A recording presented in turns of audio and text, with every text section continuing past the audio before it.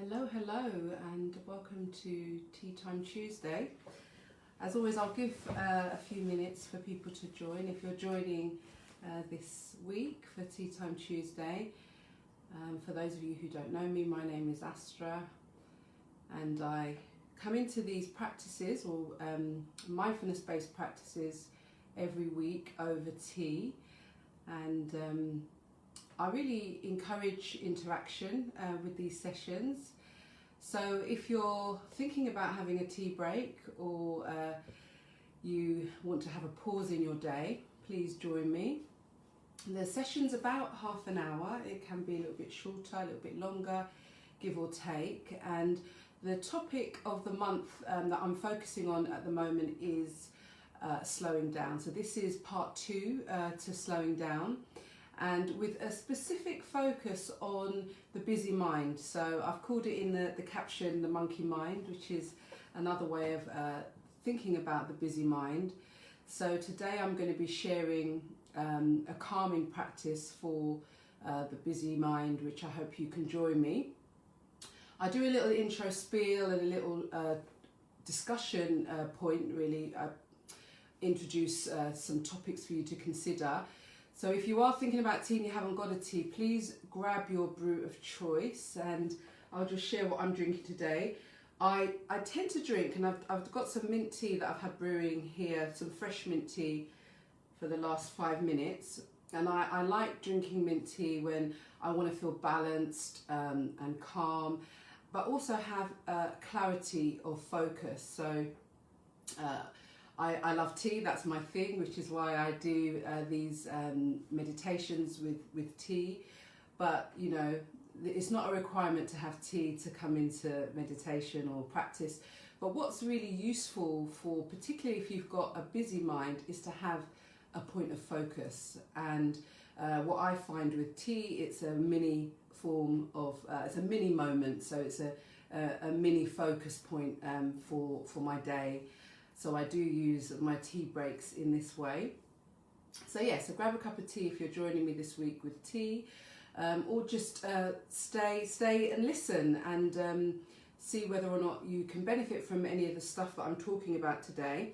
I can't see at the moment if anyone's jumped on. If you are listening and you are happy to say hey and introduce yourself and just say, hey, I'm listening, please do. Even if you're going to jump off and only stay for a few minutes, it's quite nice to have comments and community, and it really helps from my perspective to have you know, this idea of people listening, although I know lots of people come on the replay every week, and I encourage you to put any comments down as well on the replay. So I'm just going to check who is listening on my other phone. Give people time to get a cup of tea as well if that's what you're doing this week. And I hope you're all very well in these very strange times.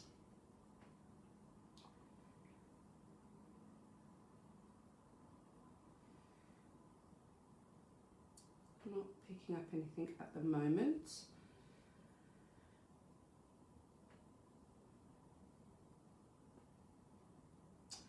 Okay, so what I'll do is I'll just wait and see who joins, and I'll take it from there once. Okay, so what I'll do is I'll just wait. Turn that down.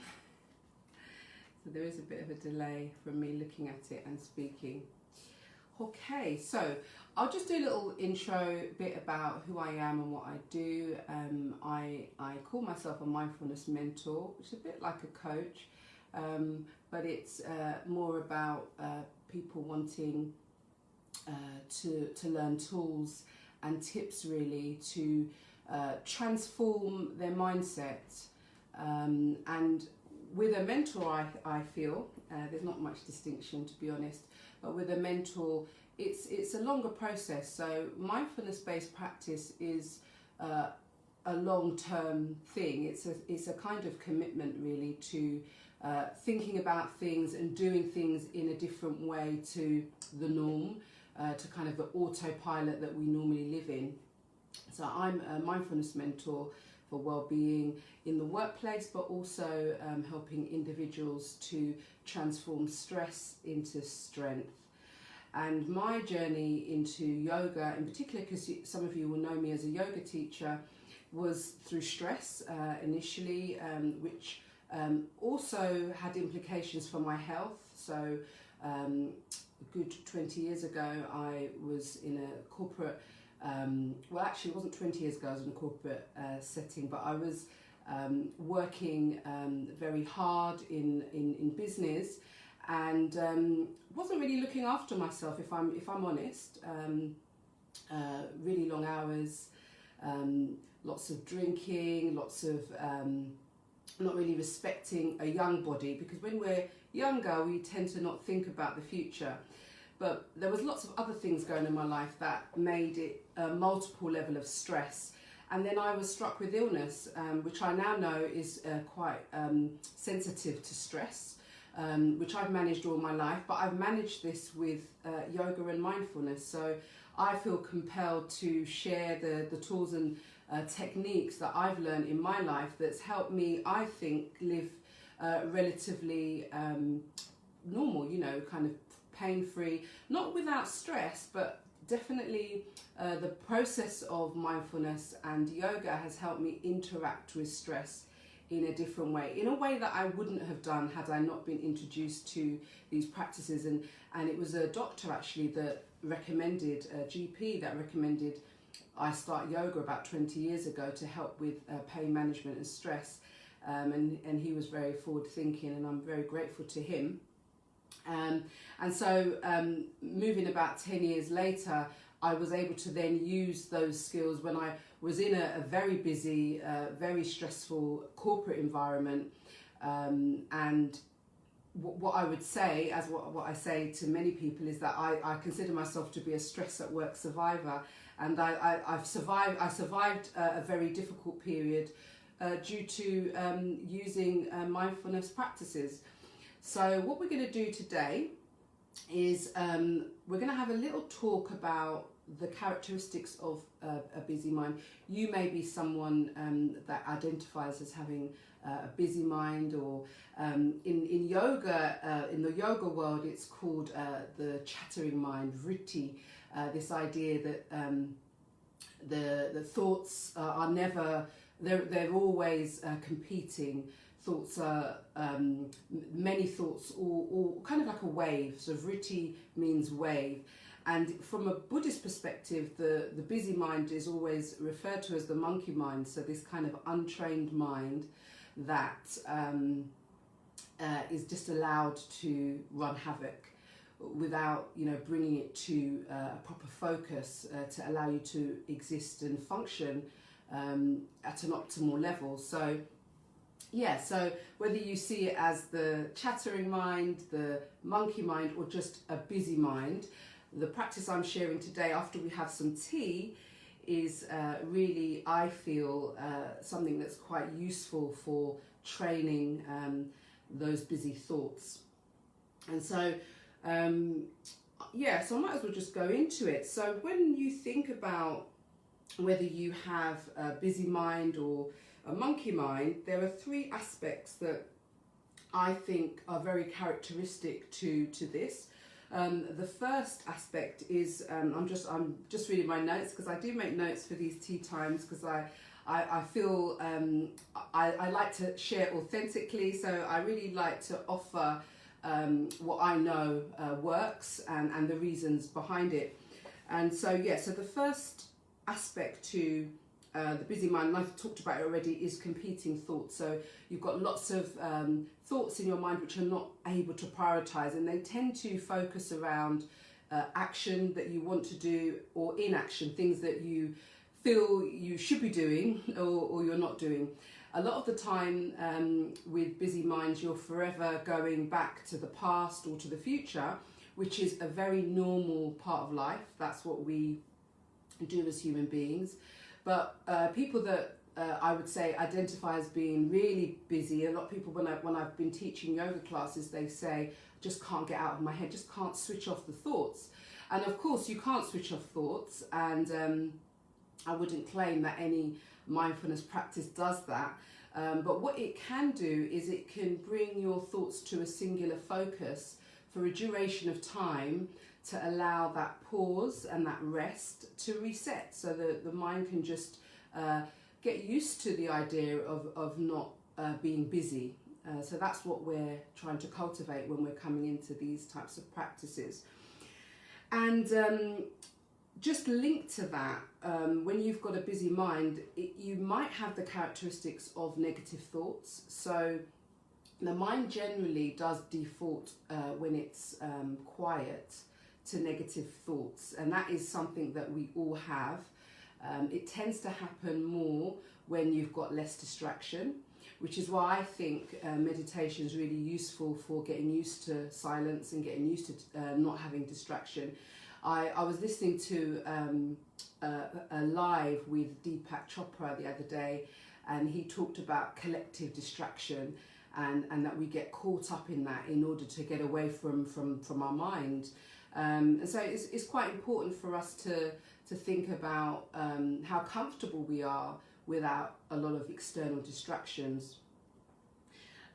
So when you come into these negative thoughts, which we tend to do anyway, one of the things for people who particularly have issues with switching off thoughts is that you don't challenge or I don't, and I'm one of these people. I have a busy mind, which is one of the reasons why I'm doing this as well.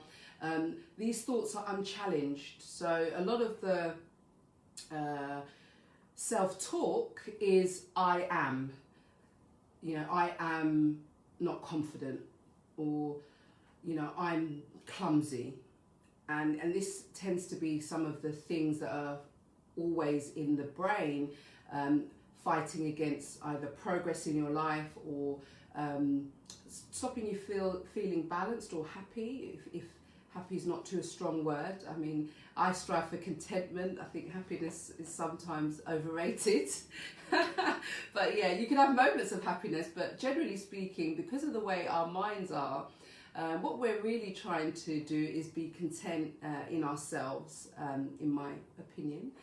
And we can have moments of happiness which we can treasure and be grateful for, but we're kind of wanting to bring the mind to a point of balance, and we're going to work on a little practice in a minute on that.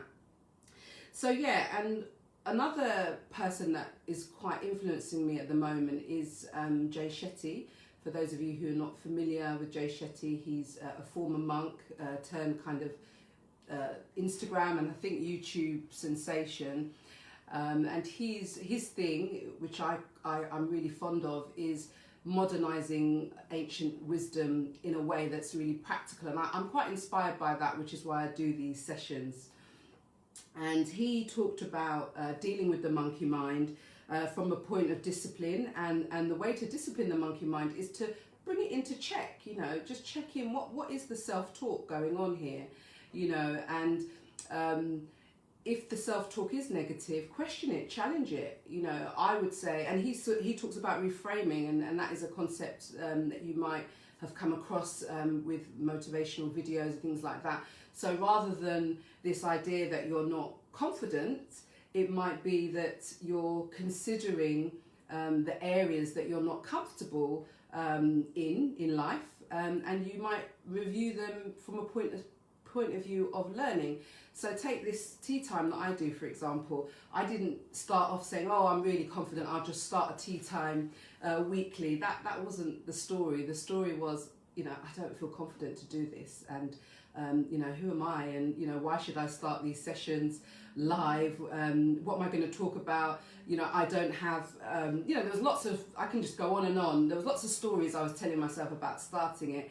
And one of the things I did was I came into meditation. I talked about to myself intention, what my motivations were, and what's really important to me. And those three things can be really powerful to train the mind and bring it into order, I would say. And when I came to the end of considering my intentions, my motivations and what was important to me, it became easier to think about maybe not worrying so much about the confidence side of things, and those other aspects became to dominate more than whether I'm confident on screen. So that's the kind of thing I'm talking about and Jay Shetty talks about in his book. He's got a book out at the moment. Hi Emma, good to see you. Lovely to see you every week.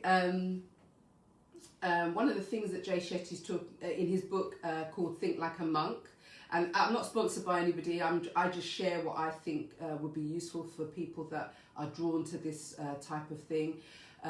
He talks a lot about reframing your thoughts, and that is a really useful way of training the busy mind as well, because a lot of the people that, as I said before, have busy minds are defaulting to negative thoughts in the past, things in the past or in the future.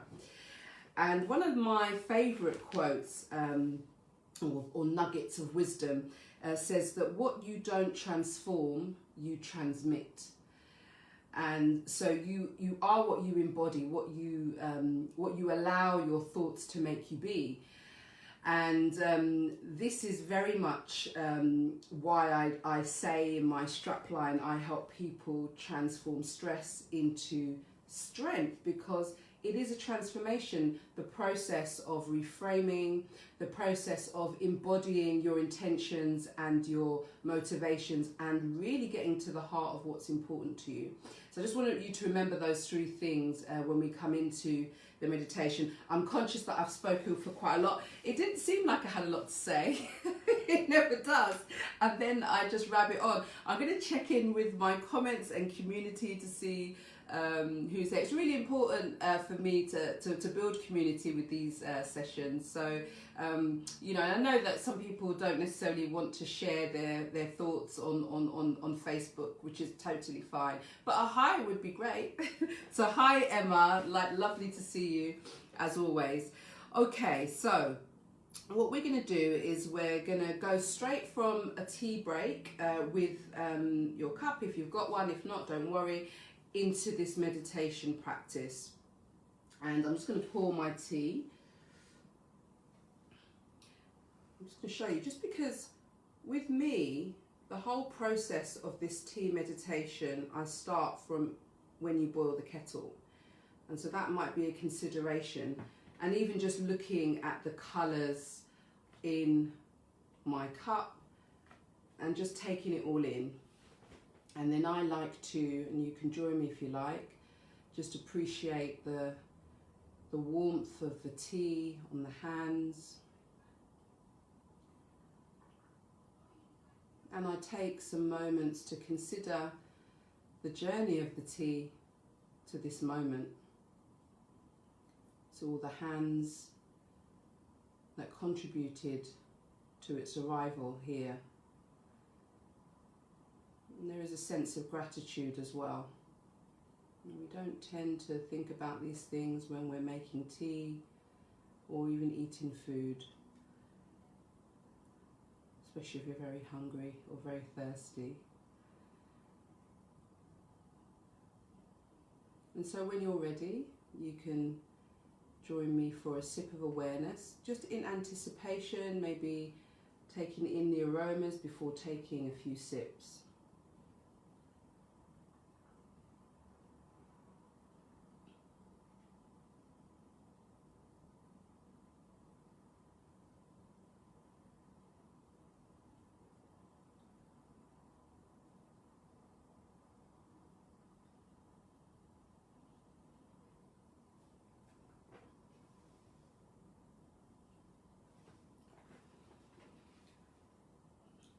And then just placing your cup down. I'm going to invite you to just take a few breaths in through the nose, out through the mouth. Just notice how the shoulders react.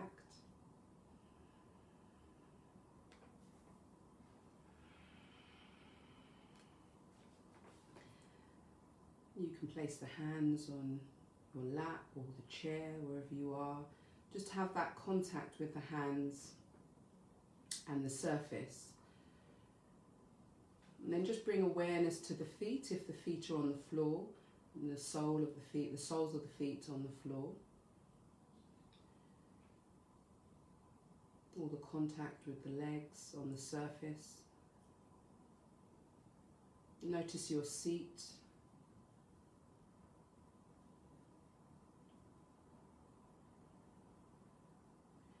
And then what we're going to do is we're going to come into a brief meditation,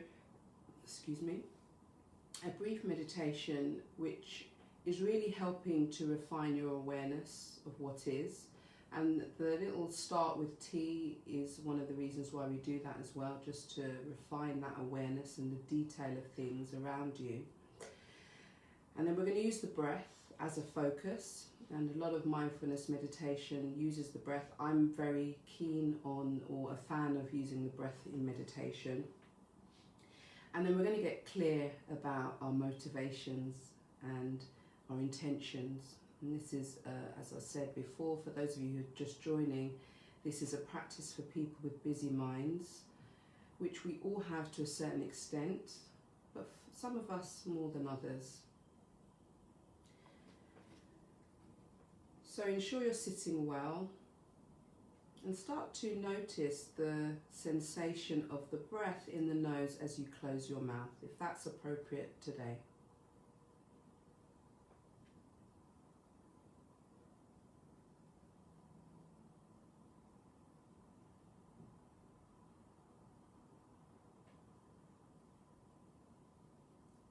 And the invitation is to slowly count the breath quietly in your mind as you breathe in. Maybe a pause at the top if that feels useful, and then just take a breath out. So we're just counting the breath on the in-breath.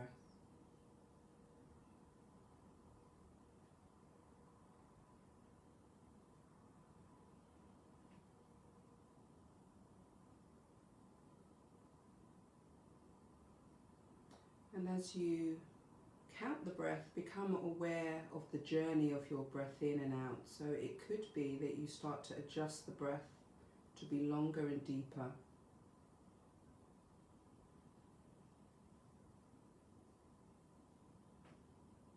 Possibly pausing at the top.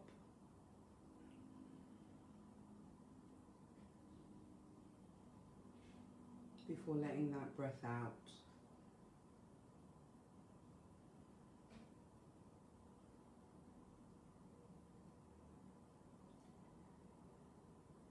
And so your choice, you can close the eyes if they're not closed already, or you can keep the eyes open.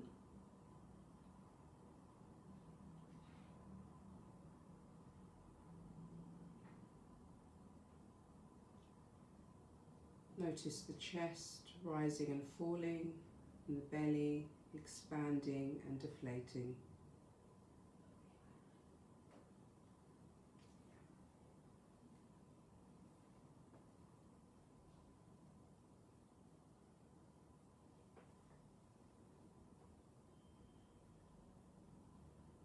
And the next phase of this meditation is to notice when you stop focusing on the breath and your mind diverts to thoughts.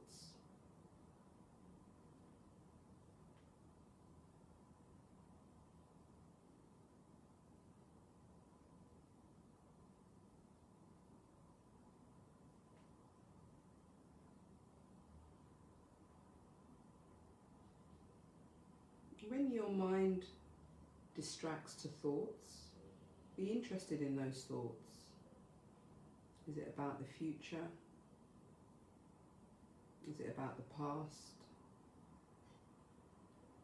Are you labeling your experience with any criticism?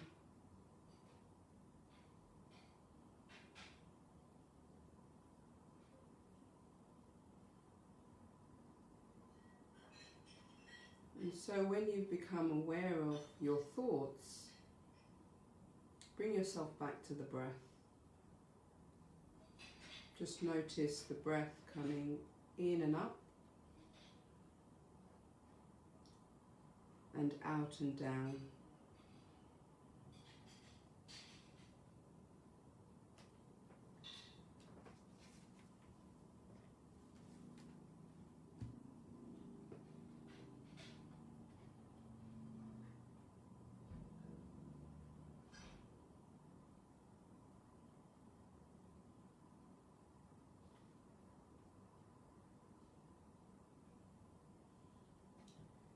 And now the invitation is to take a deep breath in, a deep breath out, opening the eyes if the eyes were closed, and bringing yourself back to this Facebook Live. Maybe taking some tea if you have it. And I'm going to ask for comments and see how you're doing.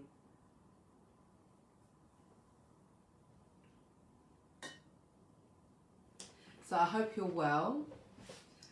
So what we did with that practice is, rather than only focusing on the breath in the meditation, what we were doing was taking the mind back from thoughts to the breath. So we went into a kind of curiosity about our thoughts, as if we were outside of the thoughts. And when we noticed that, we brought ourselves back to the breath. And I find this is really useful for busy minds, because it gives it kind of exercises that muscle of just bringing yourself back. And so if you can practice that, if you're someone watching, oh, Emma's just said, very nice feeling. Thanks, Emma. And Emma, it would be good to know whether you were able to come back from your thoughts to the breath. And in time, you'll be able to go deliberately to your thoughts and then come back to the breath. And what that does is that you can come into intention and your motivation and what's important to you in your life, and then bring yourself back. And that's a technique that's really useful. You can develop and really using the meditation in that way. Not all meditation practitioners encourage necessarily using meditation for a specific purpose. A lot of Buddhist meditation and other styles of meditation, it's really about allowing whatever's there to take place. So being more not as active in your meditation. But I find that when you're deliberately trying to hold a space for what's there, you can then move on to using it in that way. But you start with just bringing yourself back to the breath, but also being interested in what those thoughts are. Are you labeling?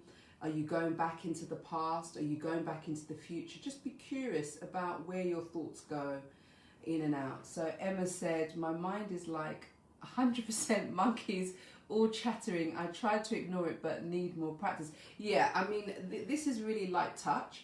These sessions are really about giving you some tools to go away and practice with. And yeah, and if you could do it for a couple of minutes where you just sit with the breath, notice the breath coming in and out, and be interested in the mechanics of the breath, you know, the chest rising and falling, the belly expanding, and then just become aware of when your mind goes to other thoughts. And don't see it as a problem, and a lot of people do in meditation, but just be interested in where those thoughts go, and then take yourself back and just say, okay, I'm aware that this is where my mind goes. So you're saying 100 monkeys, so be interested in, you know, where the mind's going, and then just say, okay, enough of that, I'm going to bring you back. And the more you do that, the more you'll find you're able to do that in different aspects of your life. So thank you very much for your comments, Emma. That was really useful. And I saw Denise was on as well. I'm not sure if she's still on. Hey, Denise, good to see you. So yeah, that was the practice. And I hope you found it useful. Anyone watching on the replay, please let me know, give me some feedback on that, especially if you're someone with a busy mind. You might even take a week and then get back to me then and practice that particular version of a calming meditation, bringing the mind back and calming the body. Okay, so what's there to announce? So tomorrow is my last online mindful yoga class. It's at 6 o'clock on Wednesdays, but it's the last one of the course. It's a stress release course that I've been running. But next week on the 16th, it's an invitation to all to join me for a community Christmas class, which is 6 p.m. next Wednesday. It's online. It's completely free. So if you would like to work with a bit more meditation, you like to come into the body, especially if you finish work at 5, if you're working at home, you've got a little time to reorganize yourself and then jump on for the yoga session. And my style of yoga is gentle mindfulness-based yoga. So yeah, I would love to see, especially my tea time crew, you join me for that Christmas class. And you don't have to have your video on. In fact, it may well be a webinar style class, so you can't see anyone until the end of the practice where we can have a chat. So yeah, so that's next Wednesday. I am going to be on Tea Time next Tuesday. I do have a special guest, which I will reveal in time, in maybe a couple of days. I'm just going to finalise that, but yeah, I will be joined with a guest next week, and it will still be around this idea of slowing down in December. So yeah, so hopefully you can join me for that. For those of you who watch this on YouTube, because I do have quite a few clients that don't come onto Facebook and they don't have Facebook accounts and they watch this on YouTube, just remember to subscribe, because you'll get a notice that the video is popping up. So yeah, please subscribe. And for those of you on Facebook and you want to watch it on YouTube, we've got all of the tea time sessions all archived on my YouTube channel. And my YouTube channel is Your Mindful... Let me remember. No, my podcast is Your Mindful Month, which is coming out this week. But my YouTube channel is Mindful Yoga with Astra. So yeah, so head to YouTube, Mindful Yoga with Astra, and please subscribe and like these tea time videos on there. So yeah, so that's all for this week. I'm very grateful for your presence, and I'm wishing you love and hoping that you have a great week. Take care.